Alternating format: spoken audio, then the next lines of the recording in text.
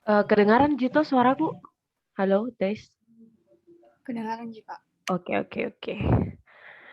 Share. Ya, kelihatan nih. Kelihatan, Kak. Oke, mulai nah.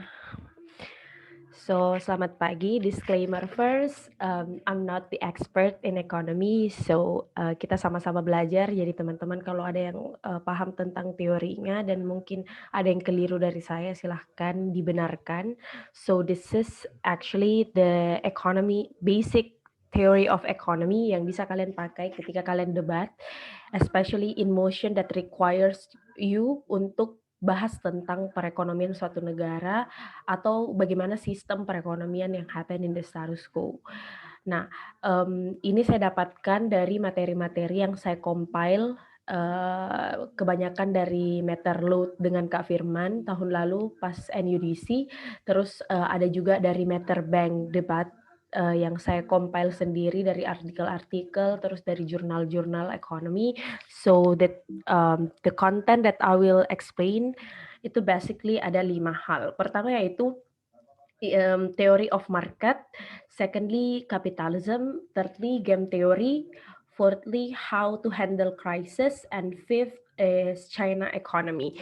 Nah, kenapa saya kasih masuk penjelasan-penjelasan ini? Because I think that in several motions atau di beberapa mosi-mosi debat yang kalian dapatkan itu selalu apalagi in economy motions itu selalu requires you to talk about capitalism, how the market system exists, how the people or organization or companies actually creating decision to their own economic development, how and then when we talk about crisis itu banyak sekali emotion crisis yang contohnya mungkin kayak bisa related to pandemic COVID-19 right now, ketika crisis happen, not only to underdeveloped and developing countries, even the developed countries juga ngalamin yang namanya crisis. So you need to also understand why crisis happen and how to handle that kind of crisis. And lastly is China's economy. Kenapa China economy penting? Because I think in beberapa lomba yang saya ikuti juga kayak banyak sekali motion-motion tentang China, and pengetahuan kita tentang economy in China juga sangat penting. This is not only about how the international relation work, tapi juga kayak ini untuk menambah ilmu kalian tentang bagaimana sih sebenarnya kayak China economy itu bekerja in status quo. Nah, masuk di penjelasan pertama yaitu theory of market. So market system allow individual to exchange goods and services voluntarily based on prices without knowing one another. Maksudnya adalah di proses pertukaran di pasar itu ada namanya supply and demand. Jadi ada penyedia dan ada yang meminta, ada yang konsumen, right? Nah, di sini kenapa dikatakan theory of market itu adalah exchange good and services voluntarily. Misalnya kalau kalian beli kopi pagi-pagi, kalian ke coffee shop, terus kalian dilayani sama pelayan kopi. Nah, pelayan kopinya ini kalian nggak tahu dia tuh stranger, you are stranger dari baristanya. Baristanya juga anggap kau stranger, tapi kau juga anggap baristanya itu stranger. Tapi you are actually ada supply and demand ketika kalian melakukan pertukaran dan di situ ada yang namanya harga, right? Nah, even you do not knowing one another, tapi ada harga yang dipasang, itu adalah proses of market. Itu adalah proses pasar yang terjadi.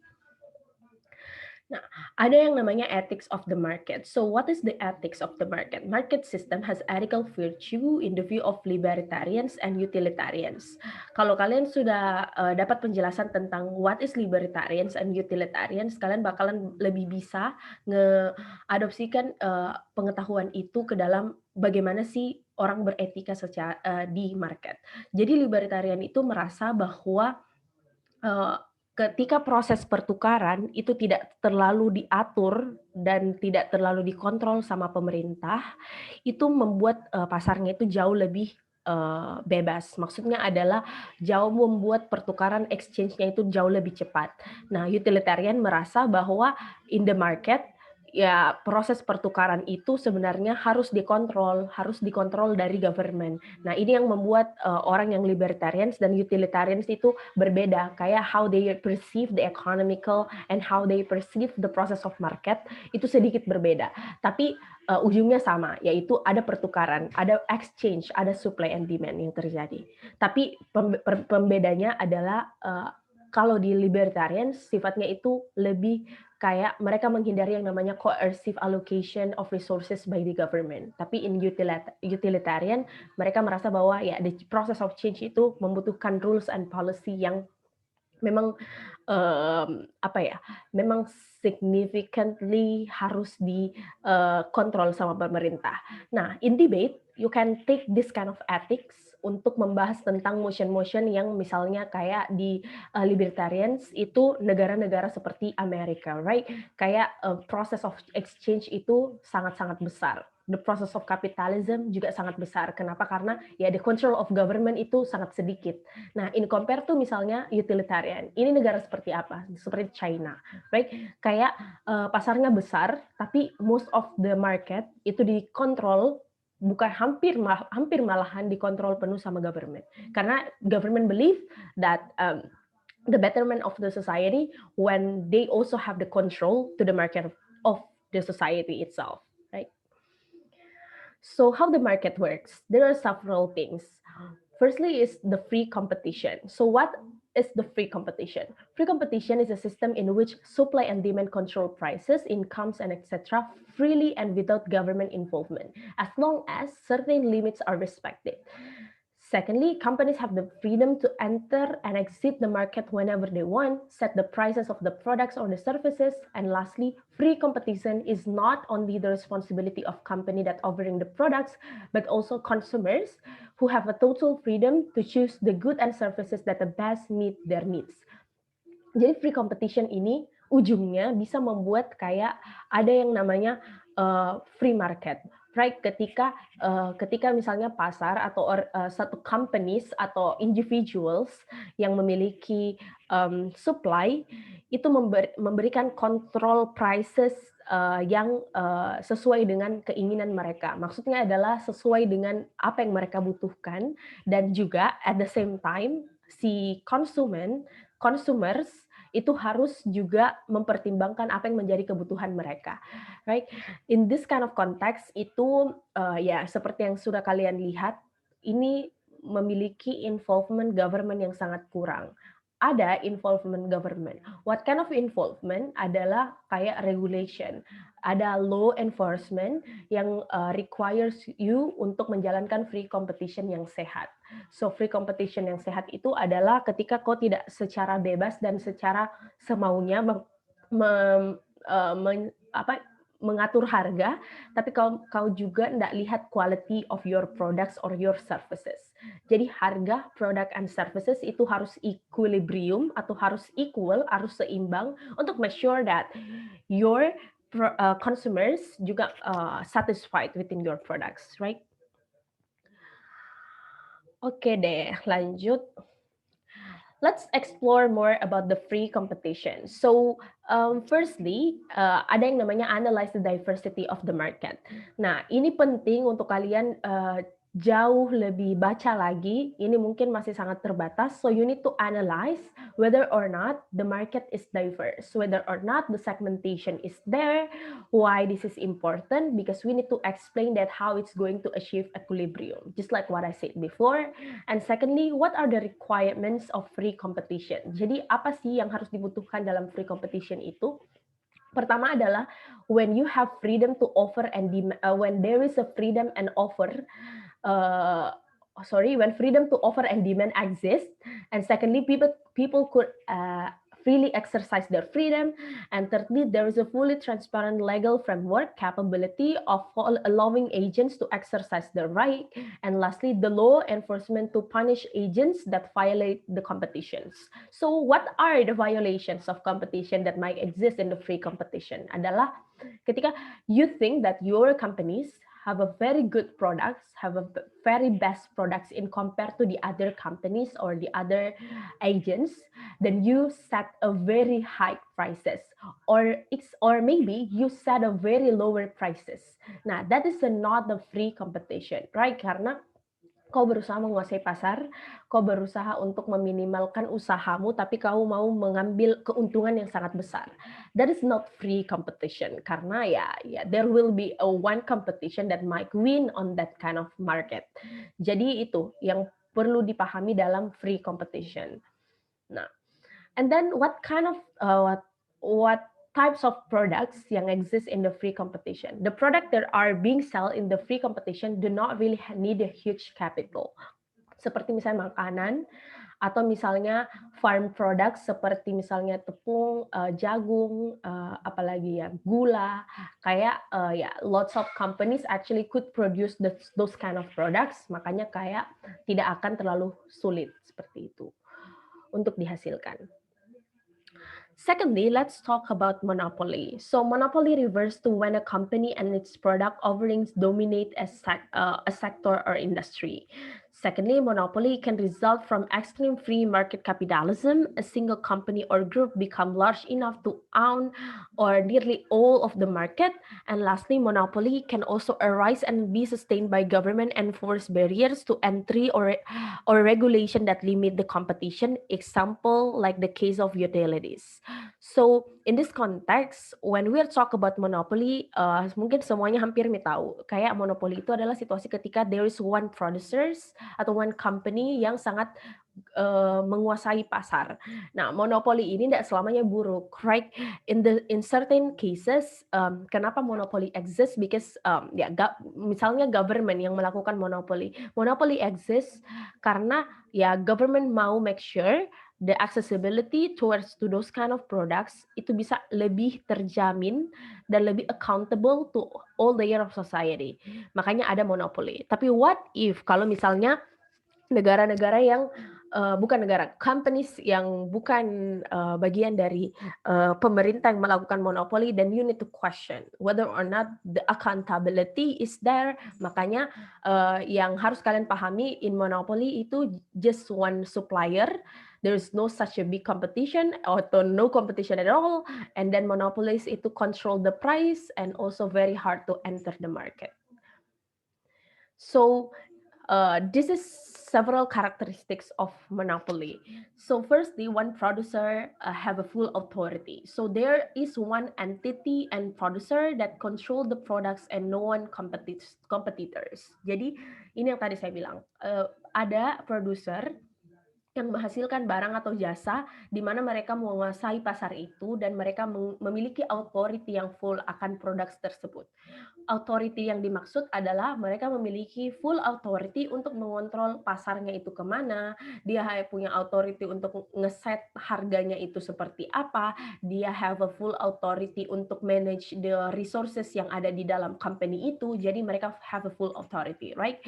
Secondly, the products mostly crucial. Jadi in compare to free market tadi, in monopoly produksinya itu agak berbeda, right? The products that has been monopolized in most of cases are crucial products for the society. That is why government try their best to provide certain commodities, example like water atau electricity, penyediaan air, terus listrik, itu kebanyakan kan dimonopoli sama government. Kalau kita di Indonesia ada namanya PLN atau BUMN yang menguasai hal-hal tersebut. Kenapa dikuasai? Ya itu tadi yang saya bilang, kayak we need to make sure semua society itu bisa akses, dan we need to make sure harga yang bisa diakses sama society itu bisa stabil dan tidak ada ketimpangan harga yang membuat orang-orang kelas menengah ke bawah itu akhirnya kesulitan untuk mendapatkan akses ke produk-produk tersebut. Apalagi this is essential products, this is a crucial products yang ya apa maksudnya crucial products itu adalah penyediaan itu sangat terbatas. You need a lot of energy, you need a lot of time and money untuk create those kind of products. Makanya government mau make sure itu semua orang bisa akses. Ini bukan no private company, maksudnya adalah sangat terbatas private company engage in monopoly because the segmentation is the mark of the market is different. The private company couldn't sell the same products because it's different with the food farm products. That is why it's kind of hard to find a private company that compete on the market with the system of monopoly. So what are the bad sides of monopoly? So firstly corruption, right? Ya ini pasti paling mungkin terjadi, paling besar kemungkinannya akan terjadi. So you need to analyze the government, why it can allow government to conduct corruption. And then but explain it first, why the tendency of the state why the state have the high tendency to be that corrupted. Jadi kalau kalian ketemu motion misalnya this house would stop the monopoly of certain products, then you need to analyze why the monopoly is bad because the corruption exists. Tapi corruptionnya jangan bilang kayak corruption itu saja, tapi jelaskan likelihoodnya kenapa corruption itu bakalan happen. Nah, if you talk about several countries, makanya kayak negara-negara yang banyak melakukan monopoli, you need to explain karakteristik dari negara itu seperti apa. Why tendency of corruption itu lebih tinggi? Karena ya in monopoly there is no such a transparency. Orang nggak bisa lihat apa yang kamu lakukan, orang nggak bisa lihat apa yang government control behind the market. Makanya ujung-ujungnya corruption might be exist. And also second reasons corruption might be exist because the lack of surveillance. Jadi surveillance control by the government itu lack of accountability. Sometimes as example in BUMN, Badan Usaha Milik Negara, operate based on loss, not based on the profit. Jadi ini yang membedakan BUMN dengan private company atau perusahaan-perusahaan swasta di mana mereka sebenarnya mengoperasikan the cycle of economy based on their loss atau based on kerugian yang mereka peroleh, bukan berdasarkan keuntungan yang mereka peroleh. Jadi the ability for them to gain profit for themselves is much more bigger. Jadi keuntungan untuk mereka sendiri itu jauh lebih besar dibandingkan keuntungan bagi si konsumernya. And thirdly, inability to the prices to be accessible. Maksudnya adalah ini sama yang yang keempat, fixed prices. Jadi harganya itu karena monopoli exist, tidak ada competitors, makanya harganya akan seperti itu saja. Jadi analyze the lack of subsidy, how massive the country and the ability of government to cater towards all the people. So the subsidy will last because the distribution just so huge.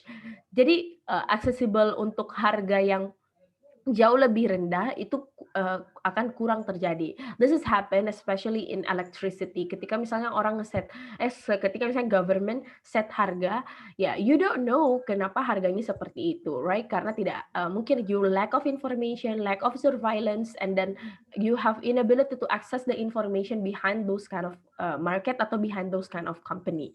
Makanya itu mungkin yang bisa jadi bad sides of monopoly dan itu bisa kalian pakai untuk menjelaskan motion-motion yang related to economic system. After free market and monopoly, another system of market adalah oligopoly. So what is oligopoly? Oligopoly is a market structure with a small number of companies, firms, and etc., no one of which can keep the others from having a significant influence.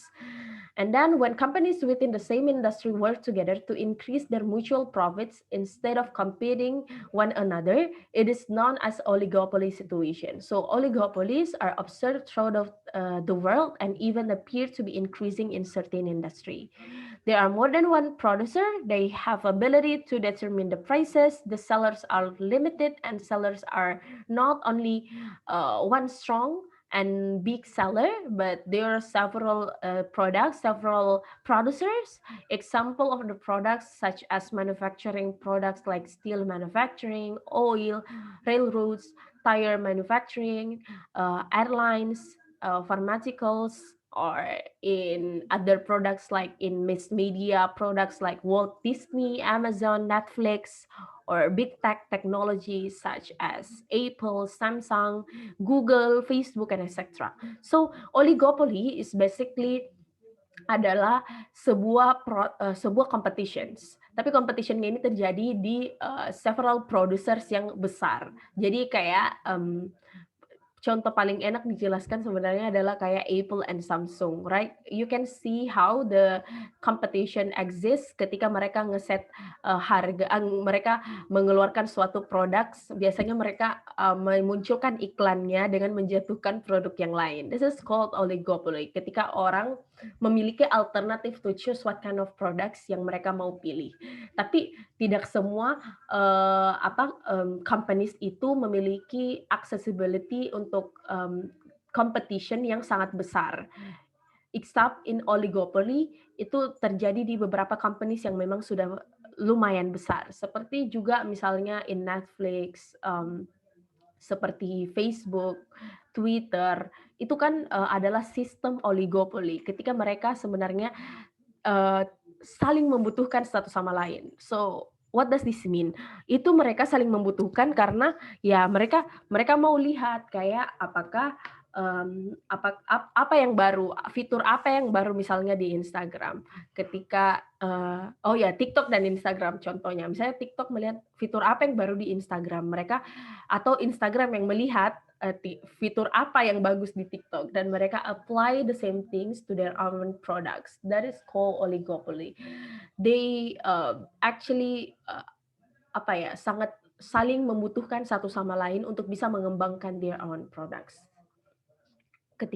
Itu mungkin oligopoly. So this is the comparison of the market structure. Nah, ada yang namanya perfect competition atau free competition tadi. Terus in monopoly itu ada namanya pure monopoly atau monopolistic competition. Monopolistic competition itu adalah monopoly, might be monopoly, tapi juga in certain cases dia itu masih bisa compete to another company. Nah, ini kalau di Indonesia saya kurang tahu contohnya, tapi kalau di negara luar mungkin atau negara-negara maju lainnya itu monopolistic competition itu mungkin sudah banyak terjadi karena karena ada dua big tech atau big company yang saling compete one another. Jadi number of firms atau number of market di perfect competition atau free competition itu sangat banyak marketnya. Ini kayak penjual makanan KFC, bukan KFC sih, kayak ya banyak lah UMKM kan sebenarnya itu adalah perfect competition atau free competition ketika semua orang punya freedom untuk access the market, mereka punya freedom untuk leave the market, ya, and etc. etc. Terus ada yang namanya pure monopoly, ketika hanya satu perusahaan. Terus number of firms in monopolistic competition itu banyak, tapi tidak sebanyak perfect competition. Terus di oligopoly itu sedikit, firms ability to control price, perfect competition itu tidak ada ability to control price actually, karena kalau kau punya kendali penuh untuk control price, ya kau bisa ketinggalan, kau bisa kehilangan marketmu, right? Atau kau kerugian kalau kau set harga yang sangat rendah. Terus pure monopoly itu control price-nya sangat tinggi, monopolistic competition itu ya tidak terlalu, oligopoly juga tidak terlalu. Kemudian barriers to entry itu perfect competition is known. Terus pure monopoly itu subject to government regulation, jadi betul-betul di-set sama government. Monopolistic competition juga tidak terlalu banyak, kalau oligopoly itu banyak. Terus product differentiation, very little in perfect competition. Pure monopoly, no products that compete directly. In monopolistic, emphasize on showing perceived difference in products. Terus in oligopoly, that might be some difference. For example, in perfect competition like farm products, like wheat and corn. Terus in pure monopoly ada gas, water, cable televisions. Terus monopolistic competition itu clothing stores. Terus oligopoly, steel, automobiles, airlines, aircraft, manufacture, technology, and etc. Oke, lanjut. Nah, kita masuk di theory of capitalism. So, what is capitalism? Ini banyak disinggung di debat-debat. Kayak, kenapa sih orang bahas tentang kapitalisme? Jadi, kapitalisme itu adalah suatu sistem ekonomi yang percaya bahwa society atau masyarakat itu akan diuntungkan dengan intervensi government yang sangat sedikit. Jadi society will benefit the most by the time when there is when there is no government intervention at all in economy. So the basic principle of capitalism is that individuals are inherently good. That's why the interests of individual are also inherently good and it should be achieved. When individual interests are achieved, society's interest is achieved when everyone benefits. So jadi kapitalisme itu prinsipalnya kalau kalian bahas tentang what is the ideal principle of capitalism adalah ketika semua orang mendapatkan keuntungan. Nah, this kind of uh, benefit atau itu dimunculkan dari interest yang muncul dari society ketika mereka mau meraup keuntungan sebanyak-banyaknya. That is exactly the basic principle of capitalism. So how the practicality of capitalism works? So on the practical level, capitalism itu works through combination of three things. So firstly, self-interest, secondly, competition, and lastly, supply and demand. So firstly, the basic practicality of capitalism is self-interest. Jadi ketertarikan individu itu, jadi dorongan dari individu itu sendiri. So self-interest is the principle of individualism, that each individual are inherently has an incentive to strive and work hard to achieve their goal, their money, their reputation, and etc. And that any government regulation will harm this incentive. Example, a person would rather be a cook than nuclear engineer in a society where the salary for cooks and nuclear engineer is the same because he will have no incentive to study about physics. This kind of self-interest will actually make people develop themselves and thus increases human quality of society. Jadi self-interest ini dibangun karena adanya motivation dari individu itu sendiri. Ketika mereka merasa bahwa money, reputation, and motivation and their goals itu adalah sesuatu yang mereka harus capai sebaik-baiknya. Jadi contohnya kalau misalnya orang punya gaji yang sama tapi pekerjaan yang berbeda misalnya, mereka akan memilih pekerjaan yang tidak terlalu menyulitkan mereka karena karena mereka mau get the benefit, mereka mau memperoleh keuntungan sebanyak-banyaknya dan mengurangi usahanya. Nah, that is the ideal concept of self-interest. Kemudian yang kedua yaitu competition principle. Jadi competition principle is derived from self-interest. Jadi competition terjadi karena adanya self-interest. Karena ketika semua orang berbondong-bondong mendorong terjadinya atau tercapainya self interest mereka, akan terjadi yang namanya competition atau kompetisi. So when you have two person or group of people that sell the same product or services, consumer will choose the one that has the best product or services.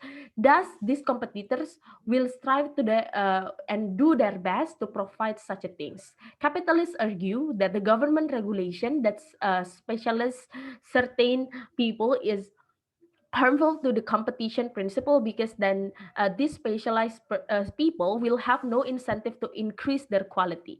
For example, government monopolies on transportation company means that the company board of directors will have no incentive, no increase the transportation quality since they know they won't be out of the business. Oke, sampai sini saya pause dulu. Kalian bisa pikir dulu dan set pertanyaan karena kayaknya ada yang cari Kak. Wait, sorry guys.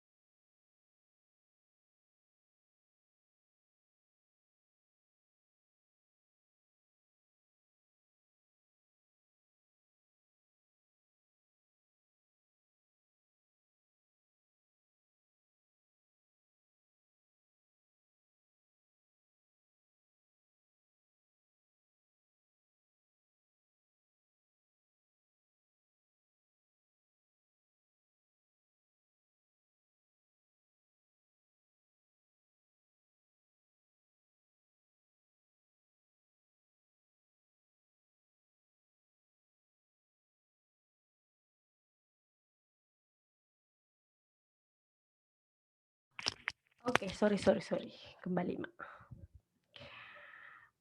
Sampai sini ada yang mau bertanya dulu kah?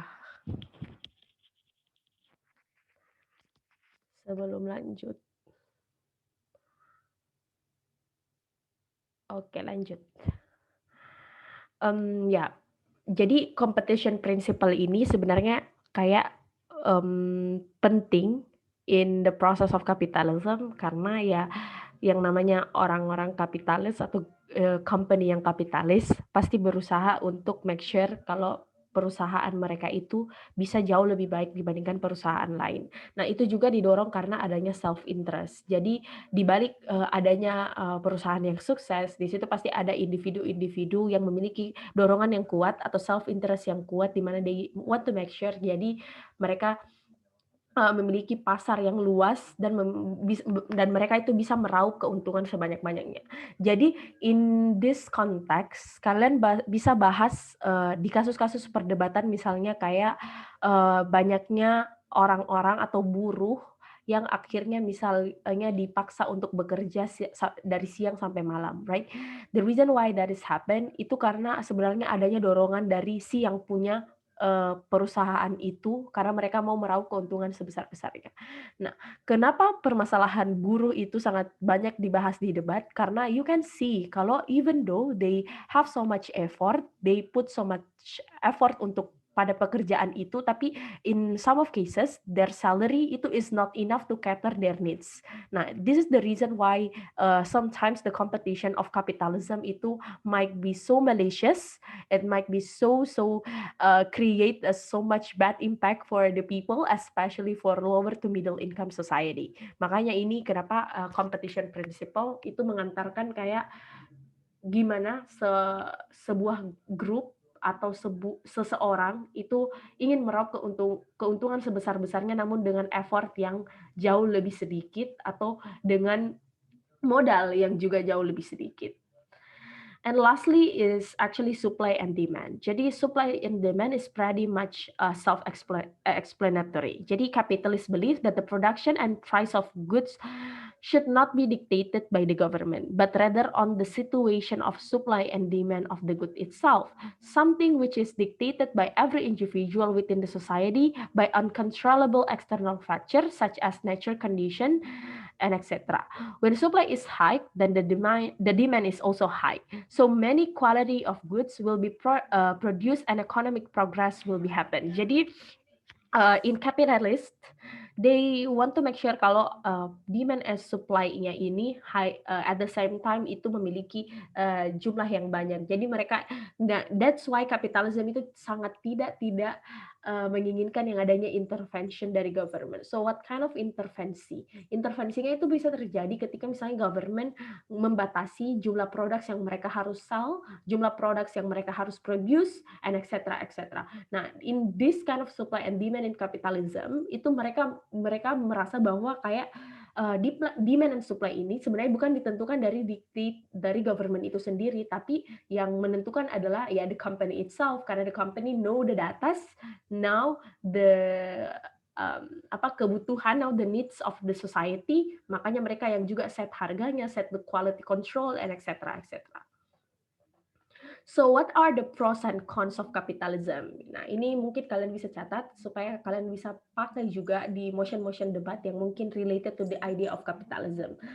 So the pros, incentive to be rich, encourage innovation and motivation. Terus the company have incentive to be efficient, and then consumers free to choose products they desire, and then prevent a large bureaucratic government, and lastly better than alternative. And in contrast, the firms or the company can gain monopoly power and exploit the consumers.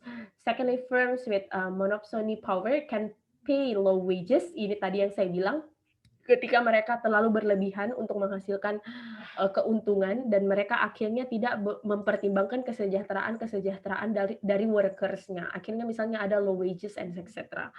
And then externalities can damage the environment, tends to lead to large inequality, prone to boom and bust in economic cycle. Jadi ya apa ya contohnya yang sangat jelas.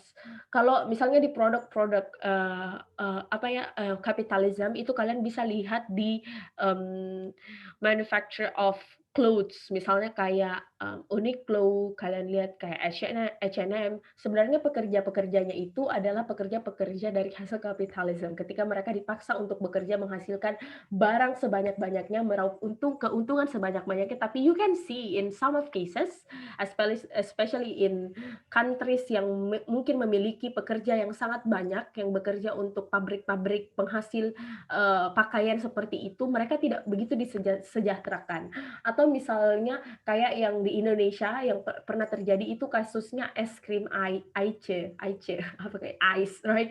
Nah, di situ kalian bisa lihat kayak, pekerja-pekerja bahkan mereka yang sedang hamil tidak mendapatkan perlindungan dari company-nya. That is called capitalism, ketika mereka cuma mau meraup keuntungan tapi tidak memperdulikan kesejahteraan pekerjanya. That is the contra of capitalism. Tapi pros-nya ya you can see kayak, di consumer itu dibahagiakan, dipuaskan dengan pilihan-pilihan mereka, mau memilih produk apapun, mereka puas dengan harganya and et cetera. Jadi ya ini juga yang paling penting itu tidak ada birokrasi yang sangat sulit ketika when we are talk about capitalism. Nah, after capitalism, ini kita pindah ke the other theory. So, game theory. Ini game theory adalah teori to identify how individual or the players create a good decision making, optimal decision to gain utility. So why it is important? So we can know how to make decision that is more strategic. Every people have to prepare their strategy to gain more utility. So you can predict the strategy of your opponent and we can know how to behave.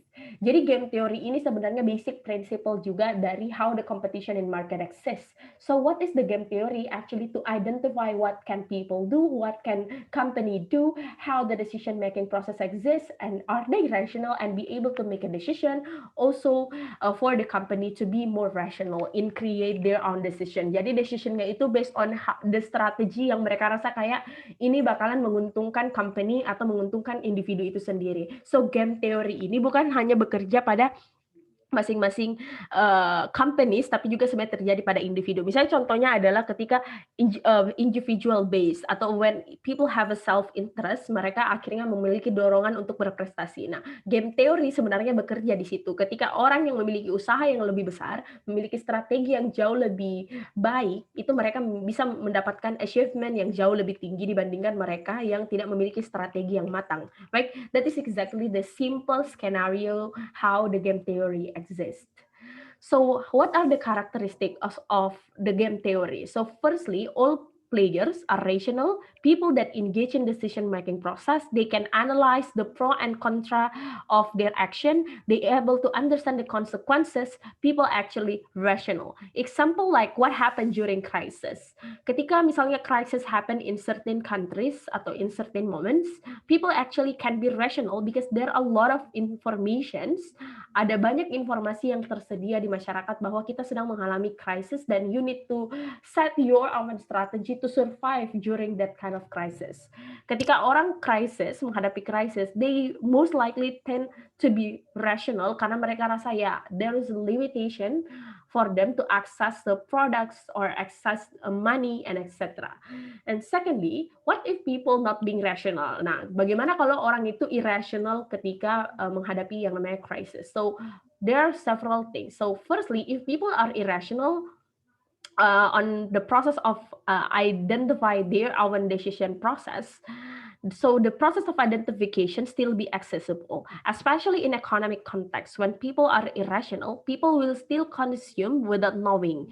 Jadi ini terjadi ketika misalnya ada yang namanya crisis dan semua orang akhirnya membutuhkan hal yang sama dan mereka akhirnya berburu untuk mencari hal itu. Ini yang namanya kayak contohnya itu panic buying, right? You can see ketika awal-awal COVID, ketika bahkan seperti masker, hand sanitizer itu sangat sulit ditemukan.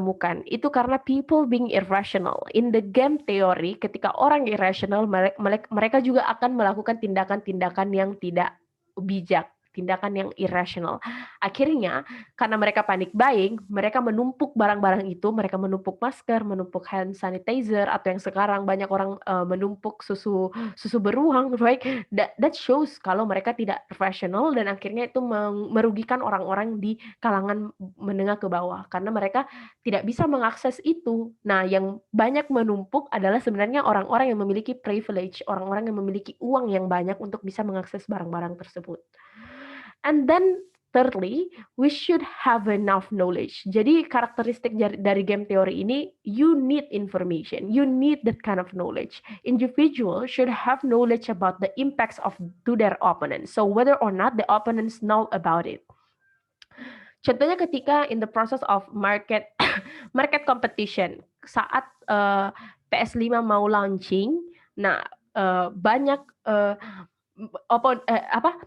PS5 itu tidak langsung launching barangnya, right? Dia mau lihat dulu apakah bagaimana oponen atau bagaimana game-game yang lain itu men-set harga dengan set harga produk mereka dengan mungkin quality of products yang hampir sama dengan PS5 atau quietly similar sama PS5 itu.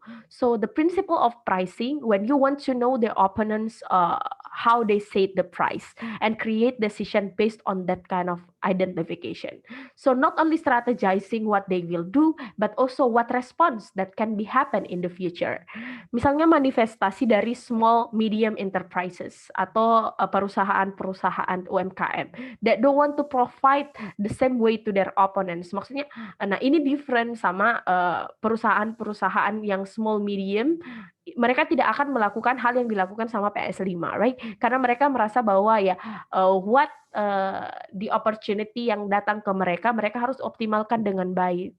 So they want to mitigate the aggressive response dari oponennya, makanya mereka tidak sama sekali melihat apa yang oponennya lakukan, tapi they want just to strategize their own market supaya bisa dikenal dulu at least, and also could get the benefit based on their products. Itu karakteristik dari game theory. Jadi game theory ini juga sangat ditentukan not only your knowledge as a company, tapi juga modal yang kau miliki, resources yang kau punya. Apakah cukup untuk melakukan kompetisi itu?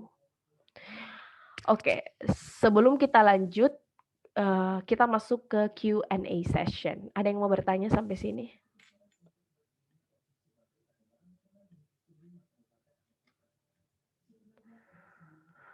Halo.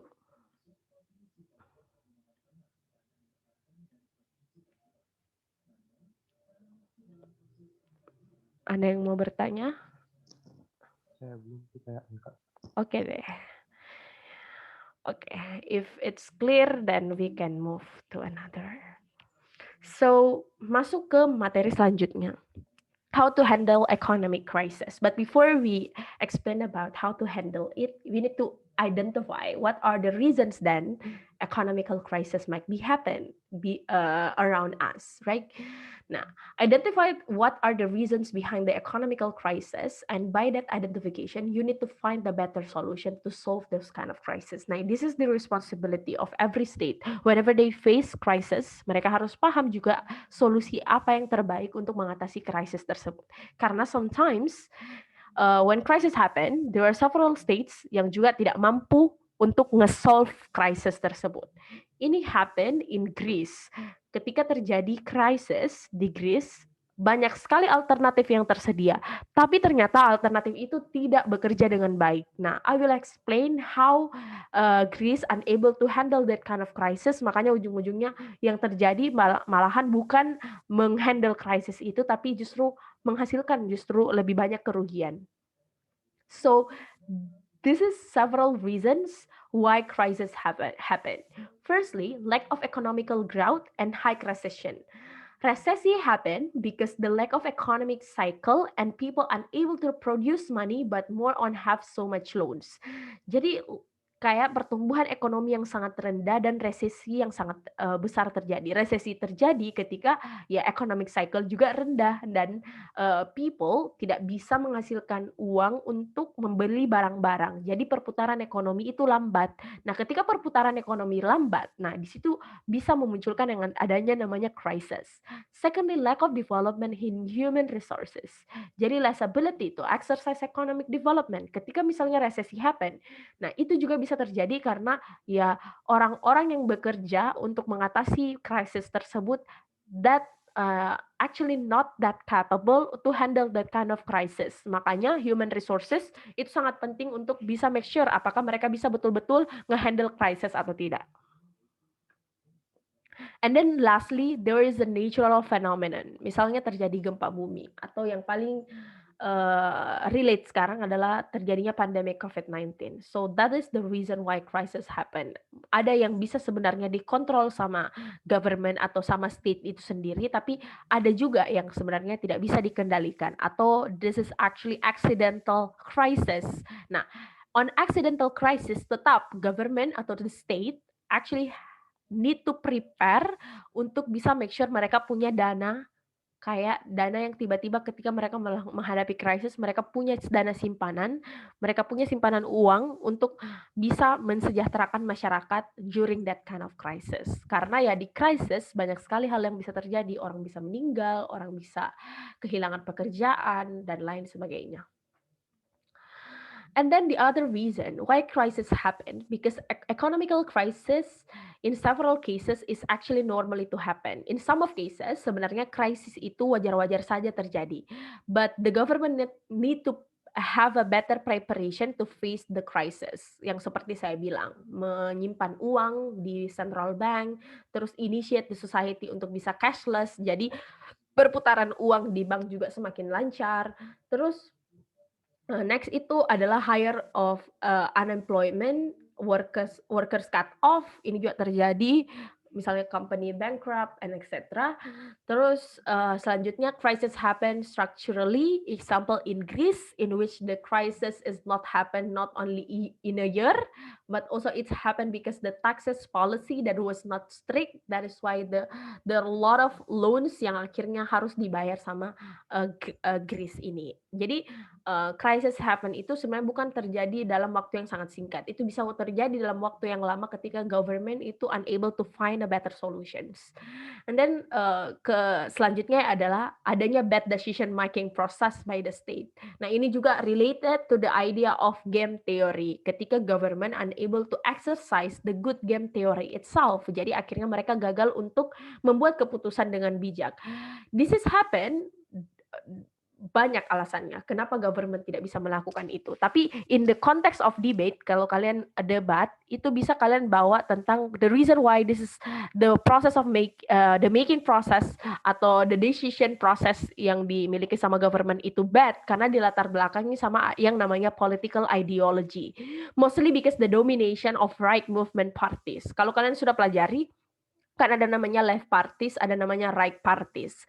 Left parties, right parties itu selalu menganggap bahwa kesejahteraan masyarakat itu di atas segala-galanya. Kayak right wing itu merasa bahwa ya government itu harus make sure the society itu harus bisa disejahterakan tanpa membeda-bedakan satu sama lain.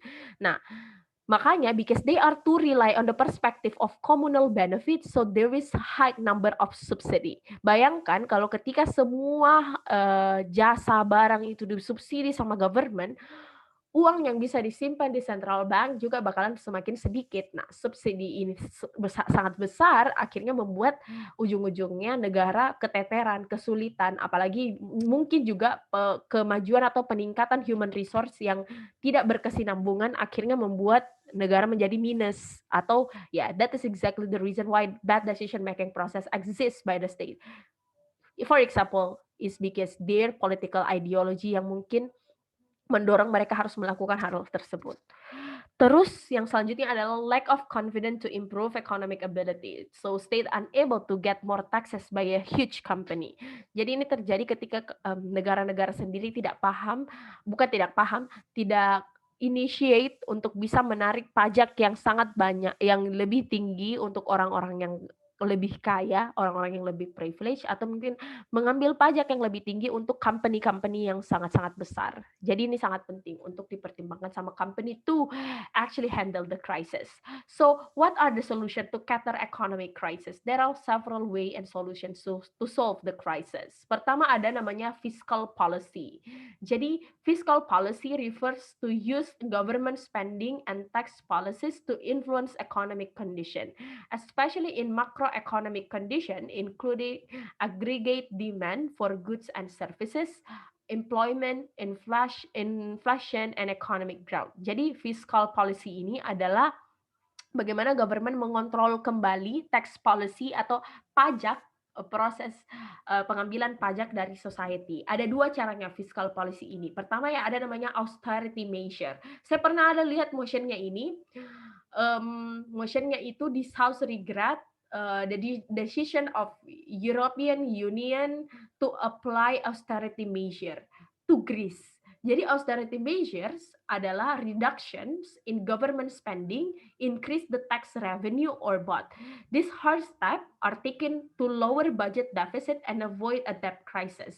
Jadi government itu mengambil tax jauh lebih besar dari sebelumnya. Jadi government ini meminta pajak sebanyak-banyaknya ke masyarakat, khususnya mereka yang memiliki income yang banyak, right? So austerity measures ini terjadi di Greece. Ketika saat itu European Union akhirnya menyarankan Greece untuk mengapply austerity measure, justru yang terjadi adalah semakin minus, semakin crisis karena ketika orang diambil uangnya sebanyak-banyaknya, mereka akhirnya memiliki kecenderungan untuk membeli barang yang semakin menurun, right? The process of supply and demand juga menurun. Makanya ya uangnya mereka terambil, tapi mereka juga tidak bisa membeli barang sama sekali. Akhirnya yang terjadi adalah crisis lagi, right?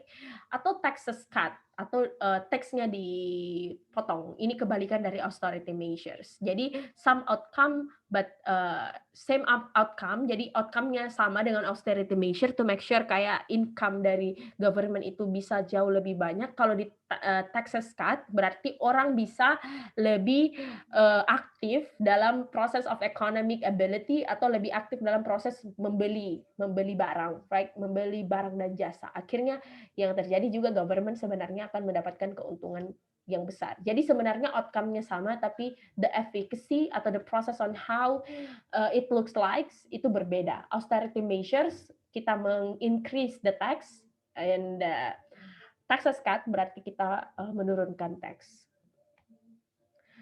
Kemudian yang kedua ada namanya monetary policy. Monetary policy, the demand side of economic policy, refer to action undertaken by a nation or central bank to control money supply and achieve macroeconomic goals that promote sustainable economic growth.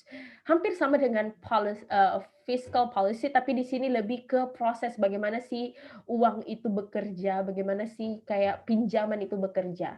Jadi ada beberapa cara. Pertama yaitu offering loans, yang kedua quantitative easing, and yang ketiga adalah helicopter money. Yang pertama adalah offering loans. Jadi kayak kita menawarkan pinjaman, memberikan pinjaman sebanyak-banyaknya untuk orang melakukan proses supply and demand. Jadi pinjaman diberikan ke masyarakat supaya masyarakat bisa membeli barang dan bisa membeli jasa. Akhirnya keuntungan itu bisa lagi diperoleh untuk kemajuan negara. Atau quantitative easing, ketika misalnya central bank ini menyewa yang namanya securities dari open market in order to increase the money supply. Hampir sama dengan offering loans juga, tapi ini itu kayak mencetak uang sebanyak-banyaknya supaya di central bank dia cetak uang sebanyak-banyaknya supaya orang bisa meningkatkan konsumsinya. Nah, hampir sama juga dengan helicopter money. Jadi bank print more money and give it towards to the people. So this is be effective when people too much saving money but they don't consume. Jadi ada namanya helicopter money. Ketika government memberikan uang secara cuma-cuma untuk stimulate people to consume more, makanya mereka bisa pakai uang itu untuk membelanjakan hal-hal yang mungkin kayak secondary atau tertiary needs supaya tidak membuat apa ya, kayak companies itu kehilangan pasarnya. Jadi sebenarnya kalau companies juga banyak income-nya ketika mereka bayar taxes yang banyak, ya itu juga kembali menguntungkan negara. Jadi di saat-saat krisis seperti ini, the reason why kayak government itu atau other companies try to promote their own products in a very creative way. Ketika misalnya dulu kita harus belanja, kita harus pergi ke tokonya, tapi sekarang government atau companies itu menyediakan alternatif ketika kita cukup diam di rumah, barang datang, kita bayar di rumah, itu adalah cara sebenarnya untuk supaya pertukaran atau supply and demand itu tetap terjadi. Jadi itu mempengaruhi masyarakat untuk tetap engage in process of economic cycle. Nah, ketika itu terjadi sebenarnya kalian juga sudah berkontribusi untuk menurunkan tendensi the crisis to happen. Terus ada supply policy. Jadi ada namanya free market supply policy. So we need to create more import to our state in order to get more supply, and then we need to focus on education and development atau sektor yang able to supply.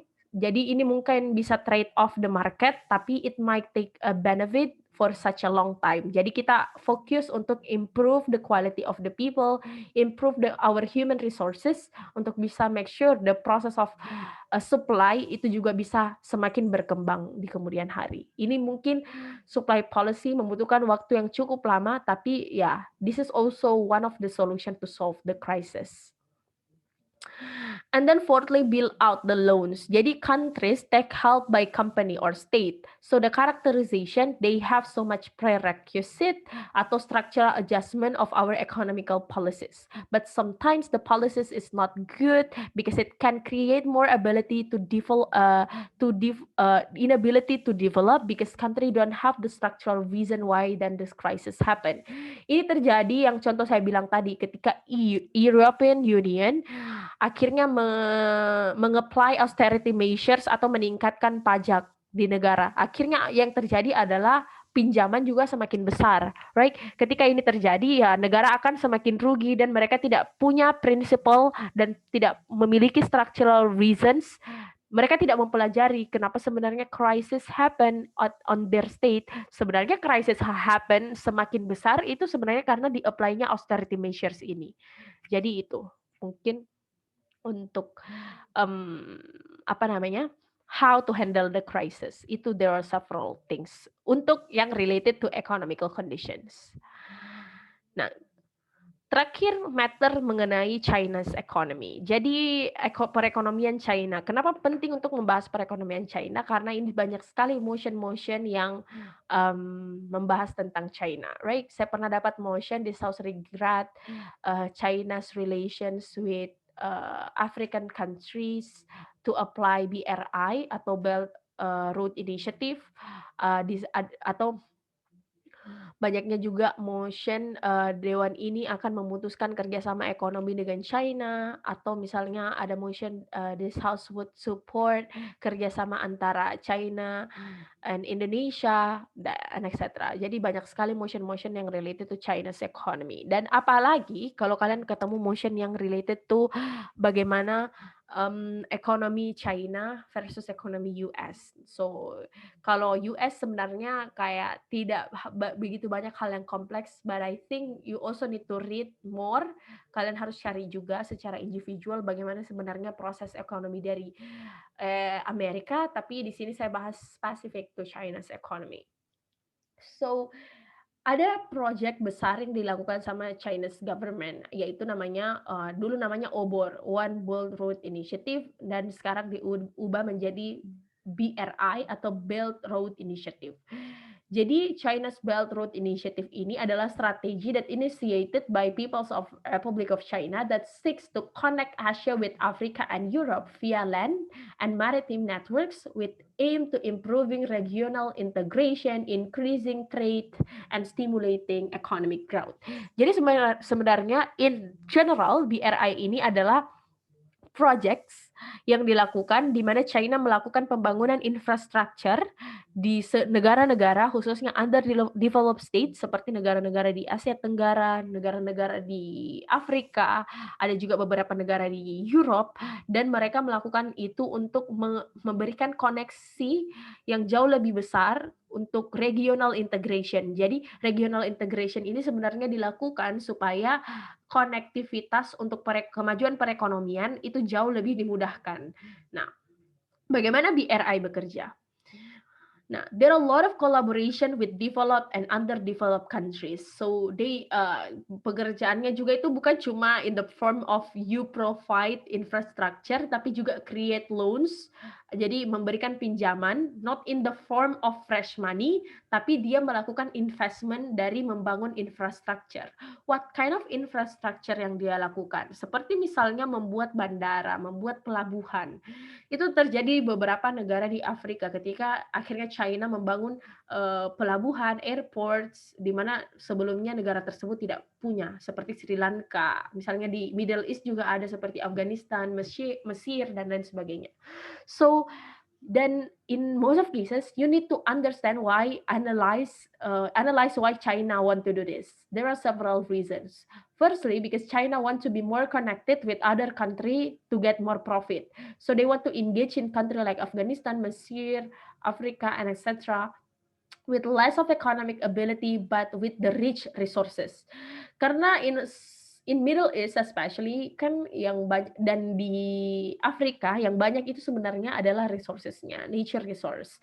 Seperti di Afrika itu yang banyak adalah tambangnya, right? Tambang emas dan oil. Di Middle East juga oilnya yang banyak, right? Nah, di sini sebenarnya cara China meraup keuntungan adalah memberikan loan dalam bentuk infrastruktur, tapi juga mereka bisa at the same time bisa memanfaatkan infrastruktur atau bisa memanfaatkan resources yang dimiliki dari negara tersebut. Nah, secondly, China is a big importers oils. Tapi apa yang membuat akhirnya import dari oilnya ini terbatas karena ternyata US mengontrol trade route. Jadi makanya dia mau membuat Belt Road Initiative ini supaya China juga bisa menyaingi US dalam mengimport oil. Nah, itu mungkin another reasons. And lastly, even if trade routes is not success, at least the soft power soft power yang exist to China itu bisa mereka dapatkan. Example, like they can get allies, terus create soft image to the country. Bahwa karena kan image China in status quo adalah negara yang mungkin sangat dictator. Jadi with this kind of projects mereka bisa dilihat sebagai memiliki image yang jauh lebih baik. So this is important to have another trade deals and image that is that they are not that benevolent, that they actually benevolent and not that malicious, right? So BRI ini juga menguntungkan kenapa? Karena doesn't have many prerequisite atau tidak memiliki persyaratan yang sangat banyak untuk mengapply BRI ini. Contohnya juga terjadi di country like Sri Lanka, Mali, Kenya, right? Di mana negara-negara yang tidak berkembang ini unable to create economical change by their own self. Makanya they need a fast economic income and investment. Mereka membutuhkan airports, jembatan, dan lain sebagainya. That is why China itu melakukan hal BRI ini supaya mereka bisa memiliki economic income dan investment yang jauh lebih besar. But also at the same time, this is harmful because what if the country unable to utilize the goods? Misalnya country-country ini memiliki less consumer base yang pada dasarnya memang mereka memiliki consumer yang yang tidak begitu banyak. So even if mereka memiliki infrastructure like airports, mereka tidak bisa menggunakan airport tersebut dengan baik. Nah, and also what if kalau government in that specific country juga memiliki tendensi untuk melakukan corruption. Makanya ya this kind of Belt Road Initiative might be not that effective anyways karena you need to analyze whether or not that kind of infrastructure betul-betul dibutuhkan sama negara itu atau tidak. Tapi China doesn't see those kind of prerequisite. It's different sama misalnya central bank. di mana misalnya contohnya IMF, ketika mereka mau meminjamkan uang ke negara-negara, negara itu harus mengubah sistem perekonomian mereka, harus mengubah regulasi perekonomian mereka supaya bisa mendapatkan loans atau mendapatkan pinjaman. Di BRI hal itu tidak terjadi. Jadi tidak begitu banyak persyaratan asalkan negara tersebut mau dan siap untuk menerima misalnya tenaga kerja dari China untuk bekerja membangun infrastruktur, dan that is going to be happen. Jadi itu berbeda dengan negara-negara lain yang mungkin mau meminjamkan uang atau other legal entities yang mau meminjamkan uang, banyak prerequisite-nya, tapi hal itu tidak terjadi di BRI. So what are the impact of BRI? In best case scenario, there will be connectivity when this kind of country also able to utilize those kind of infrastructure. Win for China and also win-win solution for underdeveloped country. China will have an incentive to make sure that the state is success, ability to connect much more strong. Example, China couldn't go through other African countries if they don't make sure the other state can be success. Makanya China will actually make sure that the country that they visited to apply BRI itu bisa sukses supaya other country juga bisa terinfluence untuk bekerja sama dengan BRI ini. Terus China will always utilize it in good ways because they also would use it. When bad things happen, they will give the assets, but in BRI, bad things happen, the infrastructure will be taken. Example in Sri Lanka, ketika airports-nya akhirnya tidak digunakan dengan baik, airports-nya itu sangat kosong. Jadi China bisa mengambil infrastructure itu ketika tidak berjalan dengan baik. And also China won't be seen as malicious state. And then progress of BRI is good and progressive right now. China is not that malicious right now. There is a hegemony that is accountable, activate in regions, propagate Russia and US to pandering to the region. So US juga dan Russia akhirnya tertrigger untuk melihat apa yang dilakukan sama BRI ini, dan akhirnya mereka juga apply the same things. Mungkin kalian bisa cari lagi di internet apa-apa itu, dan di mana juga mereka akhirnya provide loans constructing the same project with BRI. You can see di internet, tapi saya lupa namanya. And then we'll have a good partner and also make sure how strong China to support their hegemony. So what makes China strong in economy? Ada beberapa alasan sebenarnya. Tapi ini untuk in the case kalau kalian tidak bisa membela China, maksudnya kayak ada motion yang requires you untuk tidak bisa support China. Dan you should explain, even if China strong in economy, tapi ada beberapa hal yang mungkin kayak masyarakat tidak tahu apa yang dilakukan di sana, right? In China, there is a currency manipulation. Jadi import and export can be effective when there is a model of free trade. Tapi di sana free trade-nya itu tidak terjadi. In China, in the eyes of their people, they actually not rejecting free trade. Tapi sebenarnya mereka rejecting, right? But there is another mechanism. So they don't push free trade, but artificial, they reduce the number atau the value of their currency. So they reduce the value of their own currency, right? So how that is happen? They actually reduce the price in market. Jadi dia menurunkan harga di pasar untuk produk-produknya mereka. Jadi in China, central bank determine how much their currency can be value in USD. So people will always sell their money more in China's bank. Jadi kayak orang nggak bakalan kayak tukar uangnya dalam bentuk dolar atau other form of currency karena ya mereka rasa their currency adalah currency yang paling murah. So that is the currency manipulations that happen. Jadi apa impactnya? Chinese people won't buy import products. Mereka nggak bakalan engage atau bakalan mau membeli produk-produk dari luar karena ya membuat barang-barang import dari luar negeri menjadi sangat mahal, dan it can make kayak produk yang dari luar negeri itu menjadi sangat mahal, and their domestic products itu semakin murah dan semakin banyak yang akses. Not only their country, tapi kita bisa lihat sekarang, right? You can see around you kayak banyak sekali barang-barang yang made in China. That is happen because yes, there is a process of currency manipulation. Membuat barang-barang import mahal dan membuat produknya semakin murah. So why China can do this? Because the market is constructed by China and the prices also constructed by China.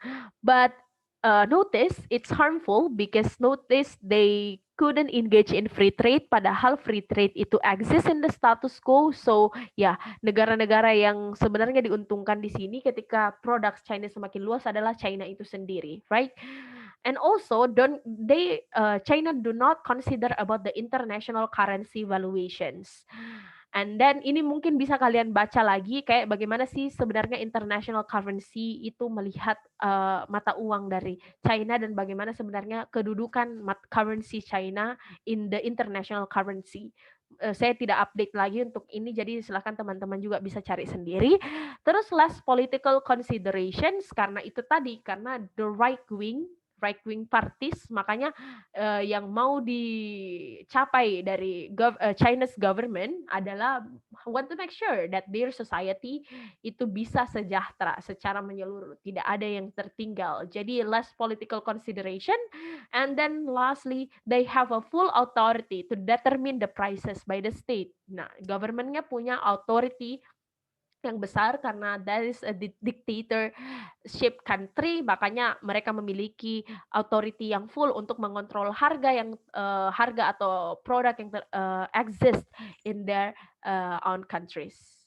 So that is all my presentations today. If you have any other question, please, I give it the chance for you all. Ada Jess, ada Bayu, ada Jade, ada Nathan, ada Selena ya. Kalau ada yang mau bertanya silahkan.